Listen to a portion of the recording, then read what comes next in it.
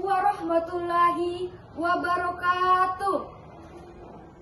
Innal hamdalillah nahmaduhu wa nasta'inuhu wa nastaghfir wa na'udzu billahi min syururi anfusina wa min sayyiati a'malina. Man yahdihillahu fala mudhillalah wa man yudlilhu fala hadiyalah. Asyhadu an la ilaha illallah wa asyhadu anna Muhammadar Rasulullah. Pertama-tama dan yang paling utama, marilah kita panjatkan puji syukur kehadirat Allah Subhanahu wa Ta'ala, karena atas limpahan rahmatnya lah sehingga kita dapat menjalani hari-hari yang insya Allah penuh dengan berkah. Salawat serta salam senantiasa tercurah kepada junjungan kita, baginda Nabiullah Muhammad SAW, Nabi yang diutus ke permukaan bumi ini sebagai uswatun hasanah, rahmatan lil alamin.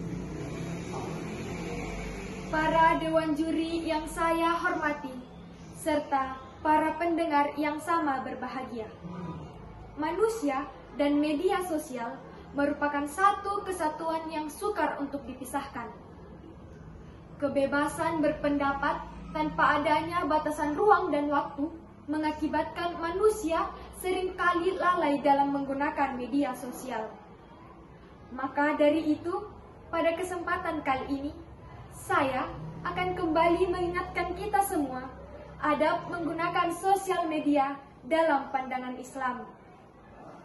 Ada beberapa adab yang perlu kita ketahui. Yang pertama adalah tabayyun. Yang kedua, haram menyebar berita hoaks dan ujaran kebencian. Yang ketiga, berita yang disebarkan adalah fakta.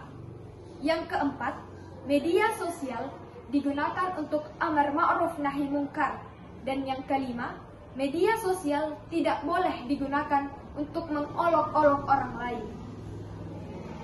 Para pendengar yang sama berbahagia, di zaman sekarang ini, apapun yang kita baca, jika sesuai dengan selera, maka akan langsung diterima dan ditelan mentah-mentah. Namun, jika tidak sesuai dengan selera, langsung divonis sebagai berita bohong. Hal ini merupakan masalah serius. Melihat berita dengan selera dapat menghambat timbulnya kultur tabayun atau konfirmasi informasi di masyarakat. Allah Subhanahu wa Ta'ala telah berfirman dalam Al-Quran surah Al-Hujurat ayat 6 yang berbunyi, A'udzubillahi minasyaitonirrajim, Bismillahirrahmanirrahim. Ya ayyuhalladzina amanu in ja'akum fasikum binabi'in fatabayyanu an tus'ibu qauman bijahilin fa antushibu ala ma fa'altum nadimin.